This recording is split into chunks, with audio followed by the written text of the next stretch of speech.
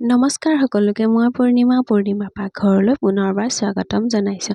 আজি আপোনালোকৰ মাজলৈ লৈ আহিছোঁ বইল গাহৰি মাংসৰ ৰেচিপি এটা। খুব সহজ আৰু কম সময়তে হোৱা বইল গাহৰিৰ মাংসৰ ৰেচিপি এটা আৰু খুব কম বস্তুৰে হোৱা।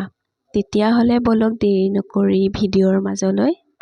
এয়া এফালে বিলাহী এটা কাটি লৈছোঁ আৰু পিঁয়াজ কাটি লৈছোঁ, লগত আদা নহৰু জলকীয়া খুন্দি লৈছোঁ আৰু মাংসখিনি অলপ বইল কৰি লৈছোঁ আৰু গেছত কুকাৰ এটা পাতি দি ইয়াতে বিলাহী, পিঁয়াজ, আদা নহৰু জলকীয়া খুন্দাখিনি একেলগে দি দিম।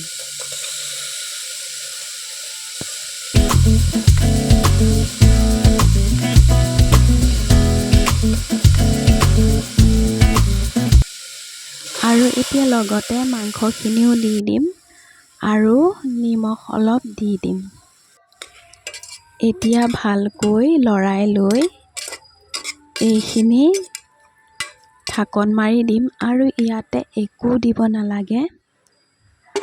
এয়া ঢাকনখন মাৰি দিলোঁ কুকাৰৰ। এতিয়া ইয়াতে 3টা চিটি আহিব দিম। এয়া চিটি আহি গৈছে। এতিয়া একেবাৰে ঠাণ্ডা হোৱাৰ পিছত খুলি ল'ম। এয়া দেখিছে একেবাৰে ঠাণ্ডা হৈ গৈছে। এয়া ঢাকনখন খুলি লৈছোঁ। এয়া দেখিছে পানী নিদিয়াকৈ কিমান ধুনীয়াকৈ পানী ওলাই গৈছে। এতিয়া হেতাৰে এনেকৈ লৰাই দিম ভালকৈ, অলপ গুড়ি কৰি দিম বিলাহীখিনি। এয়া দেখিছে কিমান সহজতে কম সময়তে কম বস্তুৰে হৈ গৈছে। এয়া দেখিছে, দেখিব কিমান ধুনীয়া হৈছে। যিমান ধুনীয়া হৈছে দেখিব তাতকৈ বহুতে ভাল হৈছে খাব, খুব টেষ্টি হৈছে খাব। আপোনালোকে যদি এনেকৈ খোৱা নাই খাই চাব পাৰে। আজি মোৰ এই বইল মাংসৰ ৰেচিপিটো চাই কেনেকুৱা পালে জনাব। আশা কৰিছোঁ আপোনালোকে নিশ্চয় ভাল পাইছে।